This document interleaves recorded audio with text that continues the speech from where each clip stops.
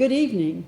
My name is Thurman Greco, and the name of this show is Let's Live with Thurman Greco, and it's coming to you from Woodstock Channel 23 in downtown Woodstock, New York.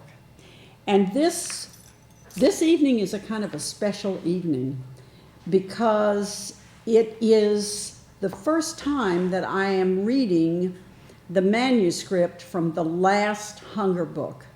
I've got I Don't Hang Out in Churches Anymore, which is a memoir about feeding hungry people in the basement of the church here in the Woodstock in the Food Pantry. And then I have another very short book called Miracles, and another which is about several, not many, but several miracles that happened in the pantry. And then I have another short book called No Fixed Address, which is about being homeless in America.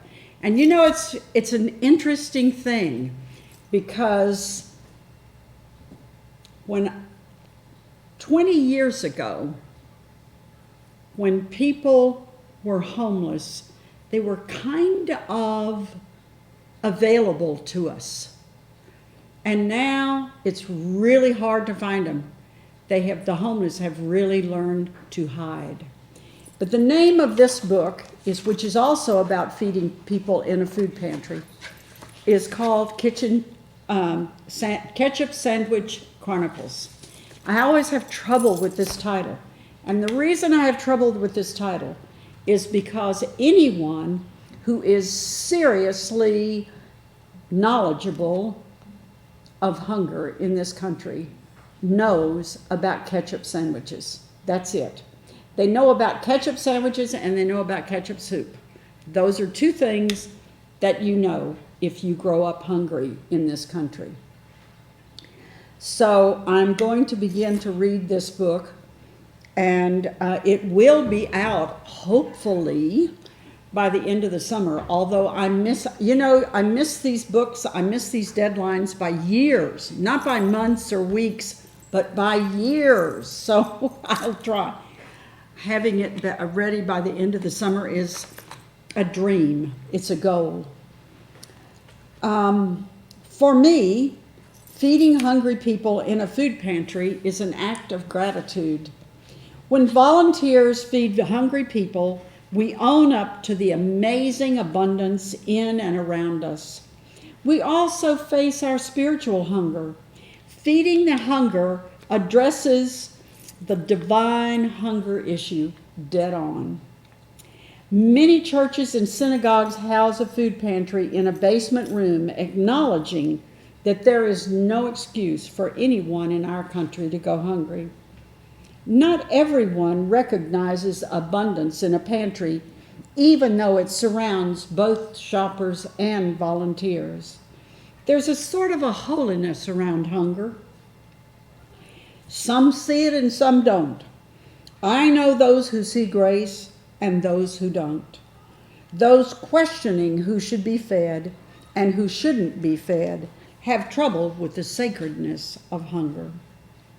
Shoppers live with abundance on one hand, a large box of unpaid bills on the other hand, and hope, dreams and fears somewhere in the middle.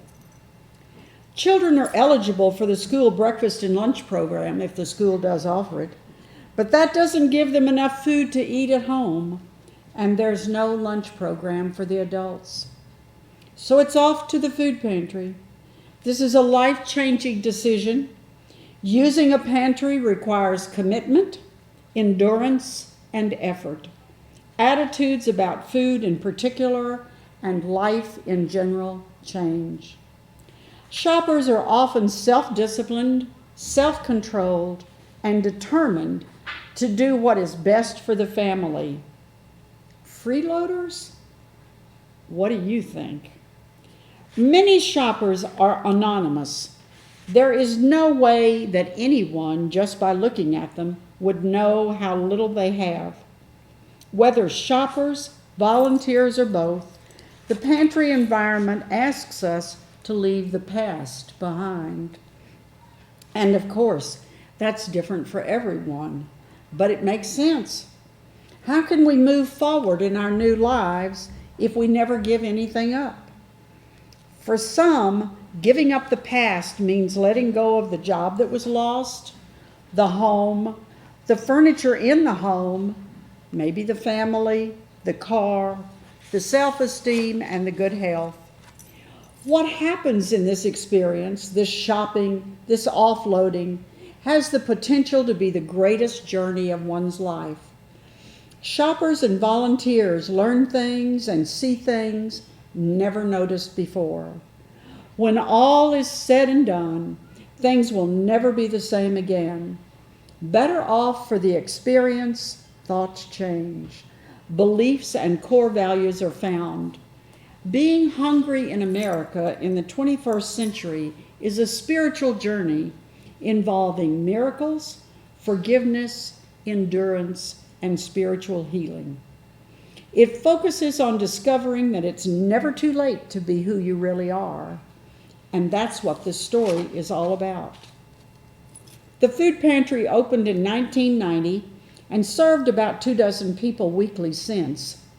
It was 15 years before I was invited to come aboard. The different local congregations rotated Food Pantry management duties monthly. More or less regular shoppers visited the pantry weekly for a box of cereal, a can of tuna, a jar of peanut butter, or maybe a can of soup. Other items may be available but were not promised. The shoppers were mostly single homeless men and Woodstock's colorful characters. Occasionally, a family shopped there. The original shoppers dropped by the pantry for what they could find and then left. If they needed something extra, they walked down to the Sunflower Natural Food Market and engaged in dumpster diving. Not long after I began volunteering, the economy tanked, and we served hundreds instead of dozens of hungry people weekly. I wasn't prepared. The town wasn't prepared. The congregations were not prepared. Nobody was prepared, especially not the hungry people. The first day I worked in the basement food pantry, I sat with Mary, the head of the Altar Society of St. Gregory's Episcopal Church. We greeted about 24 people, primarily single homeless men.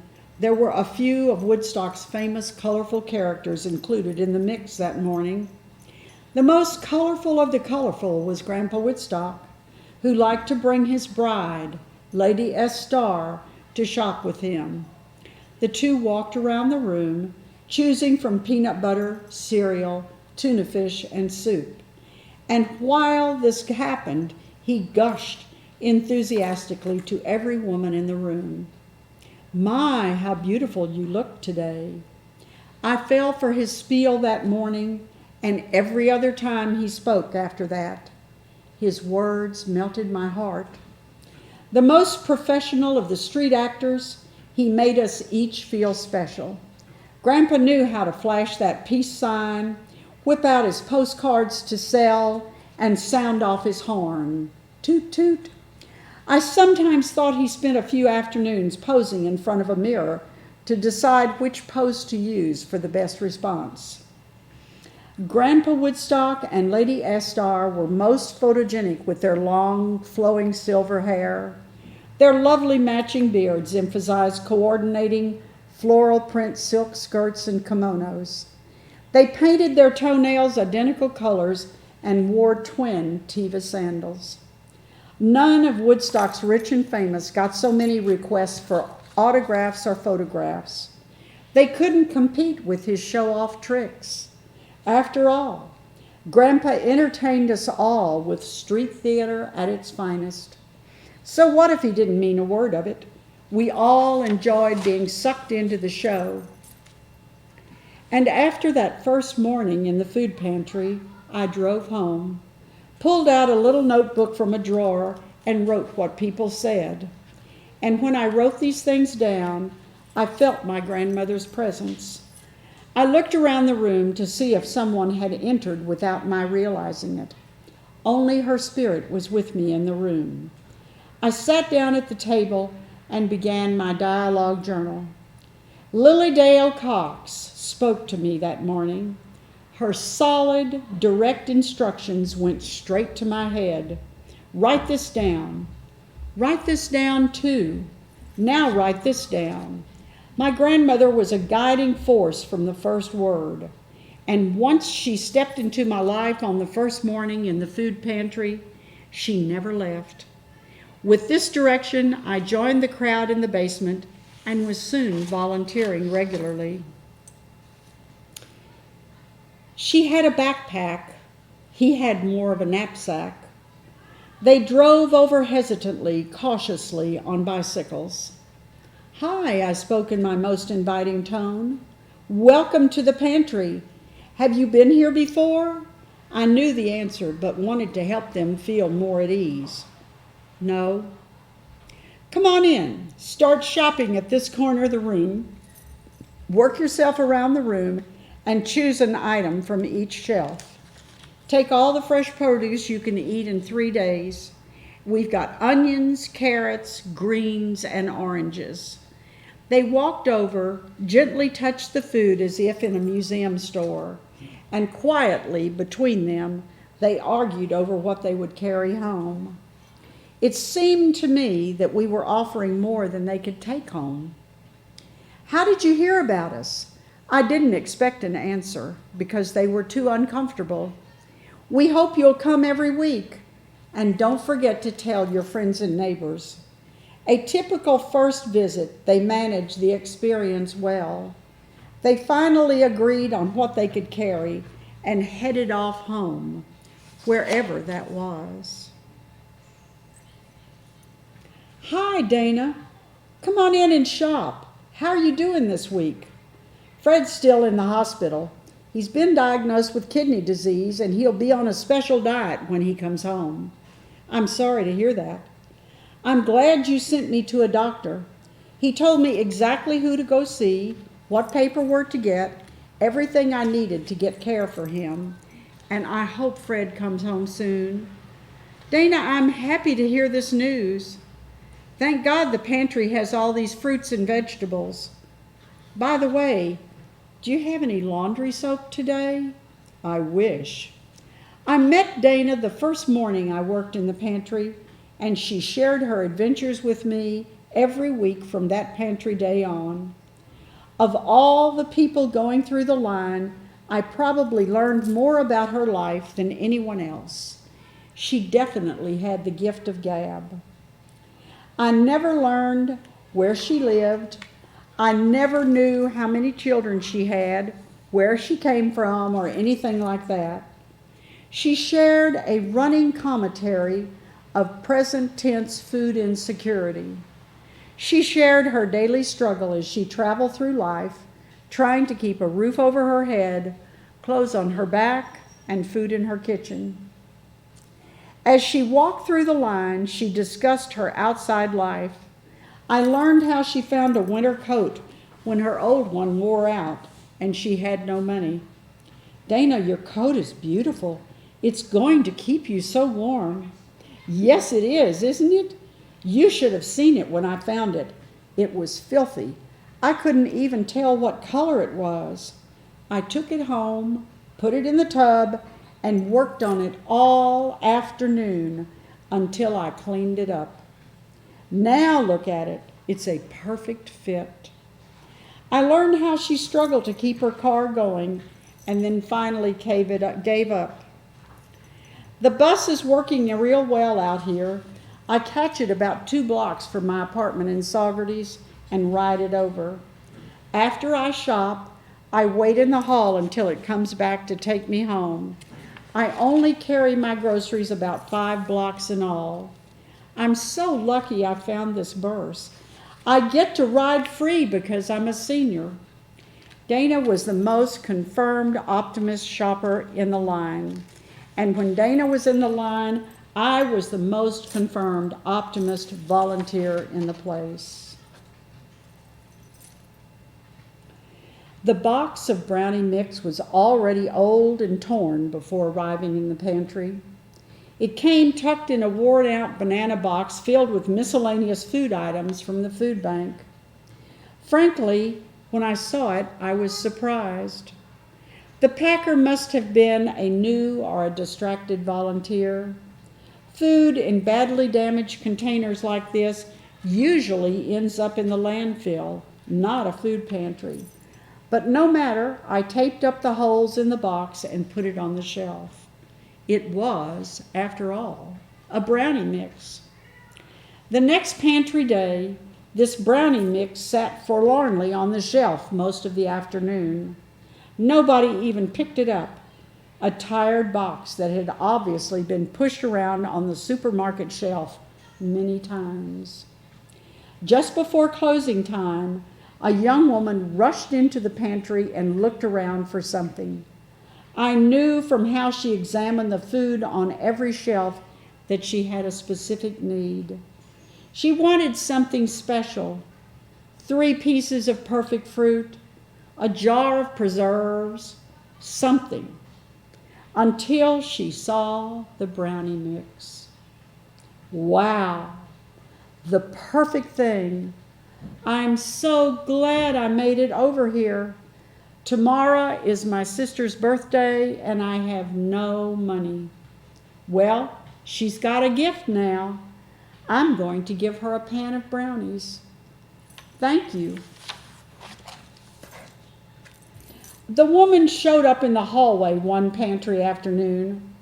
Although things like this were fairly common after a while, they didn't happen every week. Not a shopper. She just wanted to see for herself what was happening in the pantry.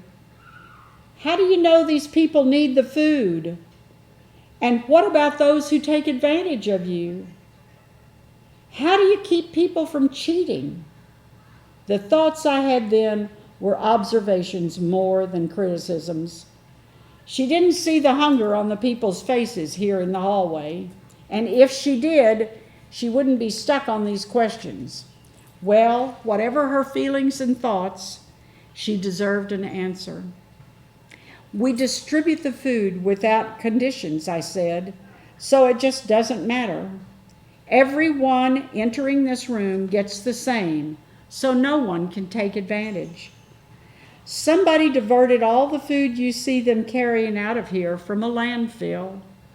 It came to us with no strings attached. Our pantry operates in abundance because of this. Besides, it was never ours. The food bank sends it over for us to distribute to the hungry people evenly so that everyone gets the same. She walked out then, and I had no idea what she thought or how she felt. And frankly, I didn't care.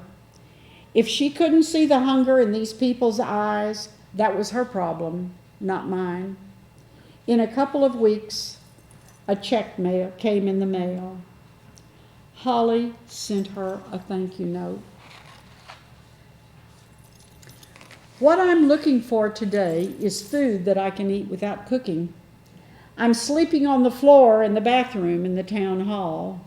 It keeps me dry and out of doors, out of the snow, but it doesn't keep me warm. That floor is cold. Being homeless means the person has no kitchen facilities to speak of. Homeless people carry their kitchens in a pocket. As an aside, homeless people often miss teeth. Having no kitchen and having no teeth result in specific dietary needs. Before that young man's visit, I paid little attention to food for the homeless. After his visit, I had a new and important project in the pantry. I carved out a special spot in the room for foods for the homeless and stocked it with peanut butter, tuna fish, canned beans, canned nuts, canned fruits, and other foods which could be eaten at room temperature. Cereals in individual serving boxes were available. Individual serving sizes of boxed milk and juices were on the shelves. The pantry always had fresh fruits and vegetables which could be eaten raw. Strawberries, bagged salads, celery, oranges, apples, grapes, and carrots. Packages of disposable forks, knives, and spoons were on the shelves. A very upbeat guy, Fred saw much positive in life in spite of sleeping on the cold floor in the bathroom. He and his girlfriend had a standing Thursday afternoon shopping date in the tiny little pantry room. This beautiful woman had a multiple personality disorder and was a different person with each visit. And of course, that was exactly what attracted him to her. Fred kept himself well hidden behind facial hair and baggy clothing.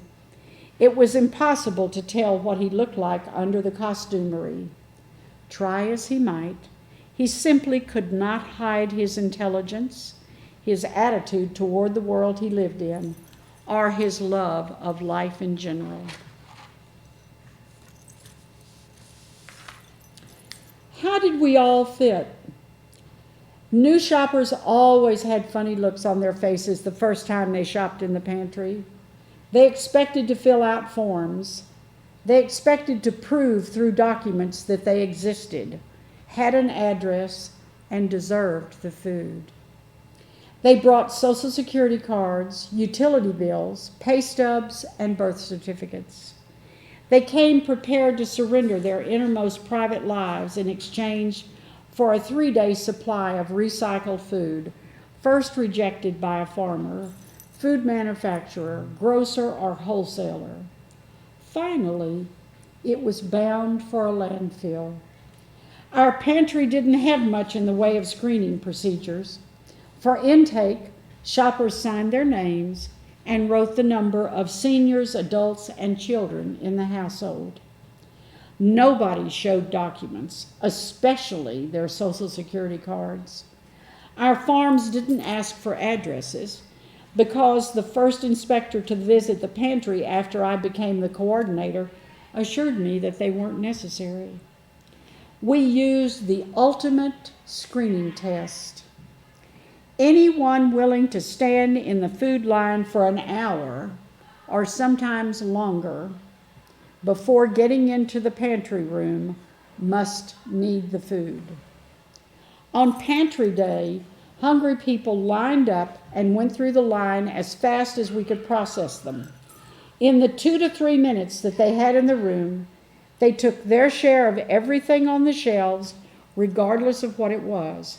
I never saw a person turn down canned beans, fresh spaghetti squash, or beets. The food on the shelves can shock hungry people on their first visit. They see unrecognizable items.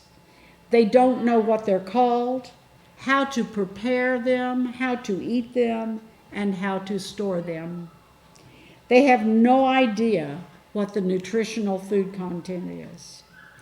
Often, ethnic shoppers have little money and are separated from anything and everything that they know or experienced. Undocumented citizens have no money, know few people, and possibly can't speak English. Circumstances force them to shop in a food pantry offering nothing familiar to eat. This must be a really lonely feeling. Worse, finding ethnic, kosher, Asian food was not going to happen in our pantry at that time. We only had food available to them that the food bank has to share. The food bank shares what is donated. At the end of the shift, in the quiet of the closed room, I counted totals. I carefully added the children, adults, seniors, and households in the pantry line that day. Often I was surprised at the end of a shift that so many hungry people shopped in the pantry in one afternoon. At the end of each month, I packed up their stories, lives, struggles, and put them into numbers to be mailed to the food bank and later forwarded to the Hunger Prevention Nutrition Assistance Program office. 1,063 households, 1,464 adults, 537 seniors, 616 children. There was no category for the cancer patient whose finances were reduced to a large box filled with bills and no money in the bank? Or the young veteran whose PTSD outbursts kept him locked in his room for as much as a week to 10 days at a time? Or the woman whose brother had Alzheimer's? Once she was so exhausted when she got to the pantry, she crashed her car into the bridge outside the entrance. For me, a food pantry is about giving, receiving, sharing, and abundance. When people sign their names and accept food, miracles ripple out beyond the building, beyond the walls and the boundaries, to a divine experience. While shoppers get groceries, they seek resources to live meaningful lives and trust that there's something to believe in, cling to.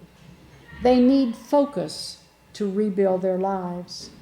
At the day's end, I'm thankful that hungry people got groceries. I searched and got beyond the vision of hunger and abundance. My search was really about the meaning of life. In my youth, in my 30s, I asked 2 questions. What is the meaning of life? And whatever happened to the Anasazi? In the pantry, in my 70s, I still searched for the meaning of life. My questions are different now. How did I end up in a food pantry at my age? And who are the unworthy hungry? I asked the wrong questions. What I should have asked was why, not how or who. All my life, I felt when I got to be a woman of a certain age that I would sit in the rocking chair I inherited from my grandmother and learn to knit or crochet. Maybe I would occasionally venture home in my yellow Volkswagen convertible with a black top to paint a picture or 2 in a class nearby.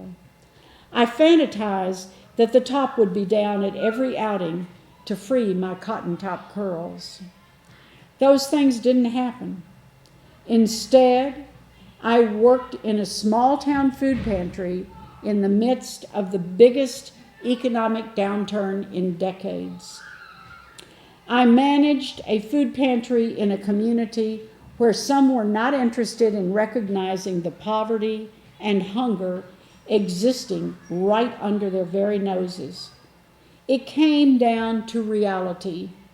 I never saw anyone in the pantry who did not need food. Grandparents, aunts, uncles, siblings, and close friends stood in the line for as much as an hour on Wednesday or Thursday afternoon with children, mostly preschoolers. The children never made a peep. Caregivers stood in the hallway weekly in the cold, wet, dry rain, snow, broiling heat, inching their way down the long hall until their turn came in the pantry room. No one, either child or adult, complained about the freezing cold hallway in the winter where the only warmth came from the body heat of fellow shoppers. The closest I ever got to a complaint was volunteers and shoppers wearing 2 hats in the winter. No one complained about the oppressive heat all summer long. Many lived on fixed incomes, unprepared for the financial costs and emotional roller coaster ride involved in raising someone else's children. Ready or not, they cared for children when the biological parents couldn't. For some, the situation was overwhelming. For others, it was just another day. A new shopper joined us one rainy Wednesday afternoon, clutching papers in his gnarled hand. I was on alert immediately. "Can I help you, sir?" "I came to shop, miss. I hope you'll let me in. I brought all my papers with me. I need food." It seemed he was pleading. He held several birth certificates, a utility bill, and last year's tax return. On top of all the papers, Front and center sat his Social Security card. Seeing the Social Security card shocked me for a moment. I couldn't believe what I was looking at. I gathered my wits and spoke. "Put your papers away now. In this pantry, you only sign your name and tell us how many children, adults, and seniors are in your household. There is food waiting for you." Core beliefs. Food, sex, and money are the three words and issues more concerned with a person's core beliefs, emotions, and spiritual attitudes than any other words in the English language. We each have core beliefs around which these words with opinions about what is okay and what is not okay. We have attitudes about food, sex, and money based on what we learned from family members, peers, and school teachers when we were children. We live our lives based on these experiences. Reduced to their lowest common denominator, these words, food, sex, and money, are the same. They go straight to the heart and the soul. The food pantry is all about food and money. The sex part is limited, but still there. Sex happened in the food pantry hallway line when a mentally ill shopper, a handsome young man living in another world, masturbated in the food line. Our attitudes, opinions, and feelings about feeding hungry people are or are not based on facts, life experience, statistics, or reality. Our beliefs have the same base: life experiences, statistics, reality. I may have taken classes, gone to therapy, and they may have also. Their reality about what is okay and my reality about what is okay differ. In the pantry hallway, we all look at the same people and see different things. For me, this situation proves we each create our own reality about people and hunger. We each see hungry people through lenses shaped by separate life experiences. The shoppers didn't live in two realities. As the lines lengthened, we looked at the people in the pantry line. Some saw hungry people in the pantry line, and some did not. I interacted with people weekly who engaged in dumpster diving to feed themselves, their children, parents, and housemates. Occasionally, I read articles about the ethics of dumpster diving.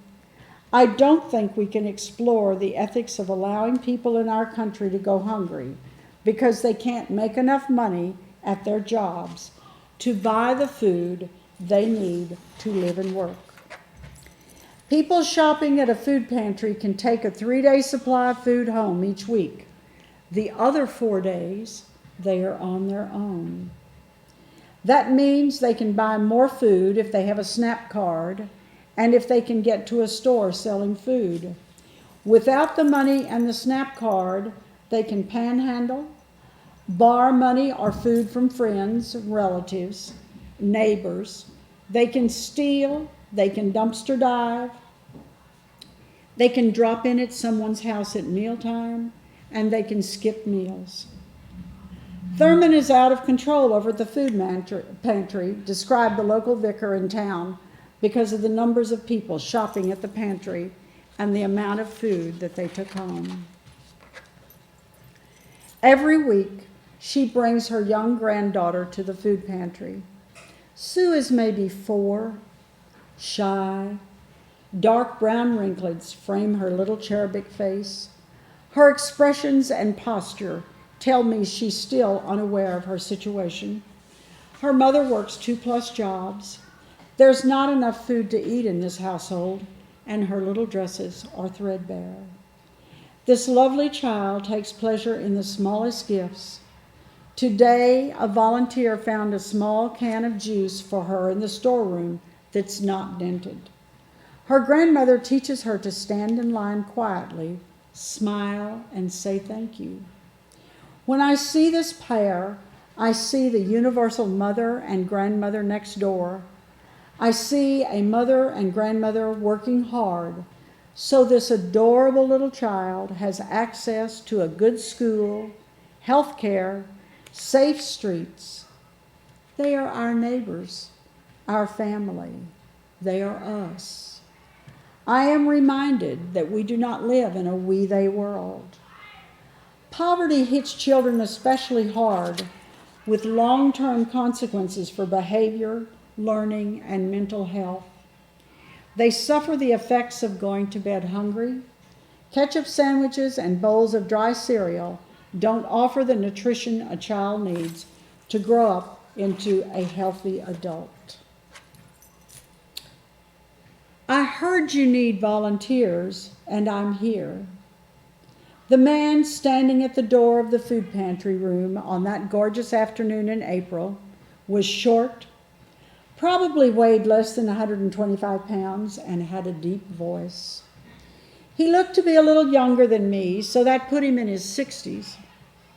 Since I'm terrible at guessing ages, I had no idea whether he was 61 or 69. I only knew that he was too young to be 70. I had no premonition about Guy being important in the pantry.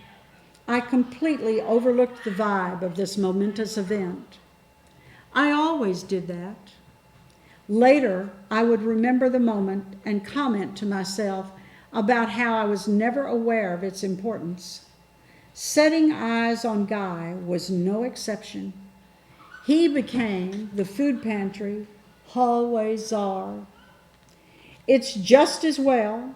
If I had realized what was happening at that moment, I would have gotten all excited and jittery, and he would have wandered off thinking to himself that he didn't want to work for a ditzy old woman. Thanks for coming in. Can you greet the shoppers in the hallway today? As I said this, I took the sign-in sheet off a shelf in the pantry room and handed it to him.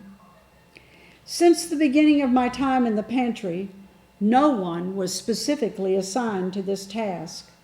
I just handed over the sheet to anybody who would accept it and asked them to sign in the shoppers. If no one was available, I did it myself while distributing groceries. My thought at that moment was that if this man, who just walked in the door, would hang around a while, I could maybe hopefully put him in charge of the list. I had handed this list to many prospective volunteers over the months, and so far, nobody was interested because the place was seriously overcrowded. The hallway was not a place for the faint of heart. There was no way to get away from the heat in the summer and the cold in the winter. Volunteers wore 2 hats in the winter to keep themselves a little warmer. This list was, incidentally, the single most important paper in the pantry. People signed their names to shop in the pantry, so the list counted the people. Shoppers also listed the members in their household. We always asked how many children, adults, and seniors are in your household. Then, at the end of the month, I added up the totals and sent them off to the Hunger Prevention Nutrition Assistance Program, HIPNAP. These totals were important because signatures translated to food, and the pantry got food every month based on them. And up to this moment, our list was more a lick and a promise than anything else. With no one person in charge of it, I felt we were losing names. This meant we were losing food. As the afternoon wore on, Guy and I worked together. Something about his voice convinced me he was going to be around more than a day or even a week, that he wanted a list. As it turned out, he wanted not only the list, but also the hungry shoppers in the overcrowded church parking lot as they waited to get in the basement hallway and then the pantry. Hungry people, who for the most part had been on a path ending outside the pantry door, shopped weekly. Misfortune was common in the hunger community. It beat some shoppers down. Hunger can happen to anyone. The important thing is how a person deals with it. One person might overcome misfortune while someone else loses his voice entirely. Hi, come on in, sign in. I'll call you as soon as your number comes up. Guy greeted the shoppers as he gave them each a small card with a number on it. Over time, Guy became the first to come and the last to leave on pantry day. He was the greeter, expediter, information desk, hallway policeman, and director of personnel. And as I walked into the pantry room to distribute food, I handed him my cell phone. He took calls throughout the afternoon from troubled or inquiring shoppers. But last but not least, he made me feel safe. I never admitted this to anyone, but several experiences in the pantry and in the community put fear on the front burner in my life. Feeding the hungry without strings is not an acceptable philosophy for many people. I came down on the side of feeding hungry people according to guidelines set down by the Hunger Prevention Nutrition Assistance Program, HIPNAP, and some townspeople differed. The bottom line was that I feared the church building committee would close the pantry. That would be a catastrophe because the hungry people had no place else to go for food. So there I was, feeding people in a small town church basement food pantry, and each week the line was longer than the week before. The wait to get in the pantry room to shop for 2 to 3 minutes was often an hour in the broiling sun, the freezing cold, or the flooding rain. 3 shoppers include an older man, one older man who shopped in the pantry weekly and never uttered a word. A message embroidered on his baseball cap was the Korean War veteran. This man, who fought as a soldier in a brutal Korean conflict in the early 1950s, was now, as an old man, reduced to standing in a food line. A father-to-be. I live in my car. My wife is pregnant.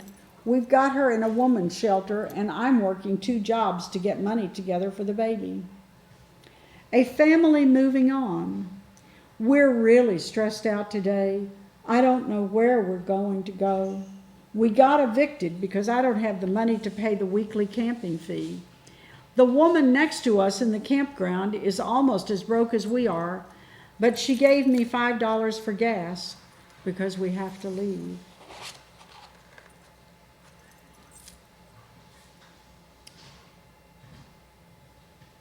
As the economy tanked, more people found the pantry. The Hunger Prevention Nutritional Assistance Program, HIPNAP, people handed down guidelines mandating foods for the pantry room. Produce, whole grain bread, eggs, and dairy products appeared on the shelves. Crowds and an ever-lengthening hallway wait became the norm. The pantry attracted several hundred people to its basement room every pantry day. The line formed outside the door at 1 for the 3 o'clock opening, regardless of the weather. Hungry people visited the pantry a week ago and took home groceries. Today, they were out of food and needed more. They stood outside the pantry door when it rained, when the sun peeked behind the clouds, when it snowed, when it was broiling hot. They stood outside the door to the building and in the hallway when the summer rains threatened to flood the basement of the building where the room was located. These floods never happened, but there were a couple of close calls, and we refused to give in to the fears created by either the building committee or the storms. I learned a lesson here.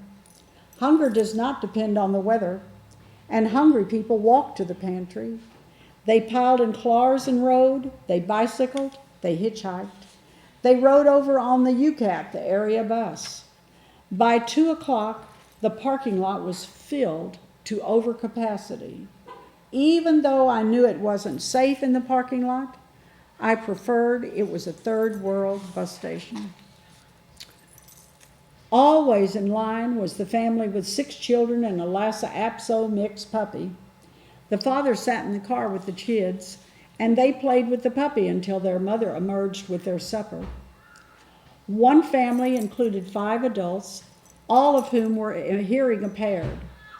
We never quite communicated successfully with each other. When they shopped, they were a matriarchal group. The oldest woman, a lovely lady with silver curls framing her face, tried to ask questions. They were a group of strangers traveling in a foreign land, and their tour guide was missing for the moment. A Woodstock-born woman came with her 2 grown sons, both of whom had health issues. Medications for this group seemed haphazard as best, and when off their medicines, they communicated through whistles, snorts, and other nonverbal sounds.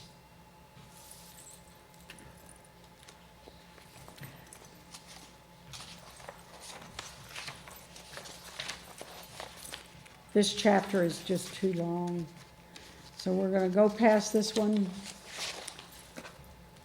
Earl the Pearl was a quiet person in the chaos of the food pantry. A homeless man, he hitchhiked to the pantry early Wednesday mornings for a place in line, and his smile greeted me every week when I got to the pantry. Rain, shine, sleet, snow, 100-degree weather, whatever.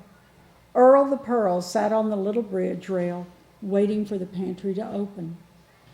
He was a slight man who, until we found a coat for him, didn't have enough clothes to keep warm in the cold upstate New York winters. He had a positive mental attitude and loved being useful, even for a few minutes volunteering each week. After several months of working and shopping in the pantry, we noticed his back was straighter, his voice was stronger, and he smiled. Another regular shopper got to know Earl, and they became friends.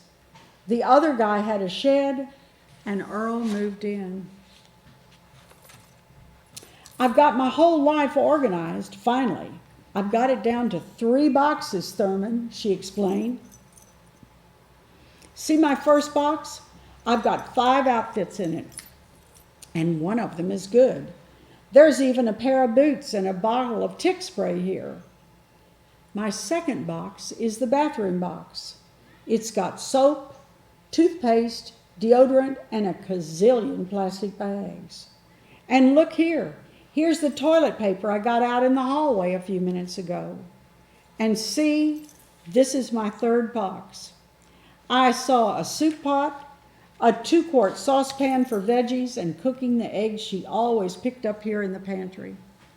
I saw pantry canned goods, and I saw something else our pantry rarely offered. Paper towels. No one item was frivolous. There isn't room for frivolity as one's life dwindles down to 3 boxes. I have one called Faith.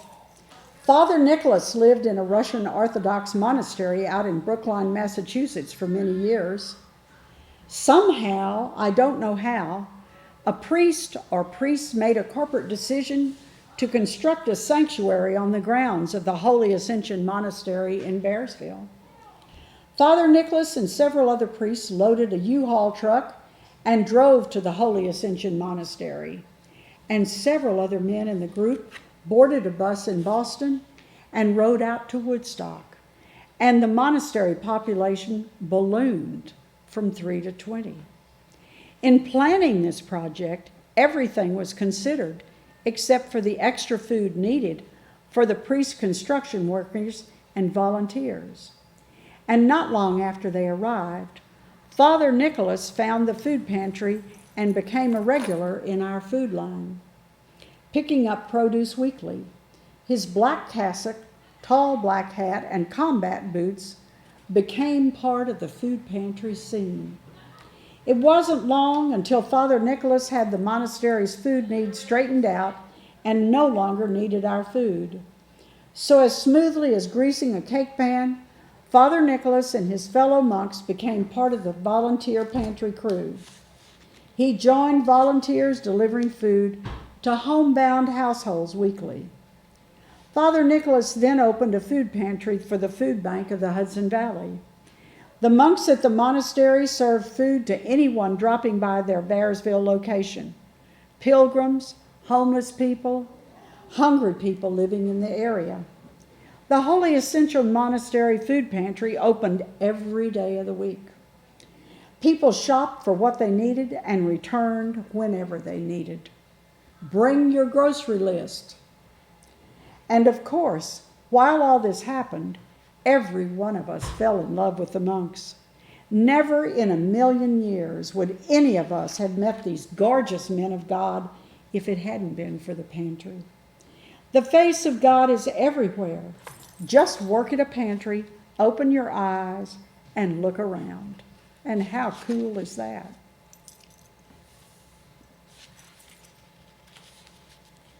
I still have a few. I think I'm down to just a little bit here. And I'm not going to be able to finish. 9 minutes. I have 9 minutes. Just arriving at the Regional Food Bank of Northeastern New York in Latham, I leaped out of the van, raced over to the loading dock, and grabbed the only metal flatbed cart available, a 3-by-5-foot wheel hand cart with 2 wooden slats missing and 1 flat tire about to fall off. Already we were on a roll. We had beat out younger, stronger volunteers from other pantries by running swiftly through the parking lot. This was a race for the speediest. Our competitors were whoever showed up each week to get whatever food we could find on the floor of the fresh produce area. Our food pantry won every week, no matter what other pantries were in the race. We wheeled that limping cart over to the produce area, and even though the distance was less than 15 feet, I doubted it would make it.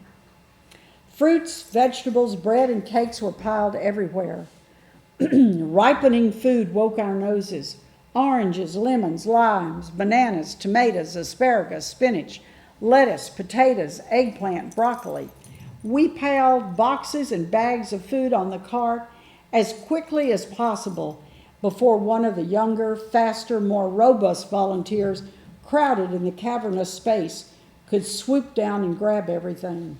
It was survival of the fittest. I used my silver-curled hair to get every bit of sympathy and respect possible.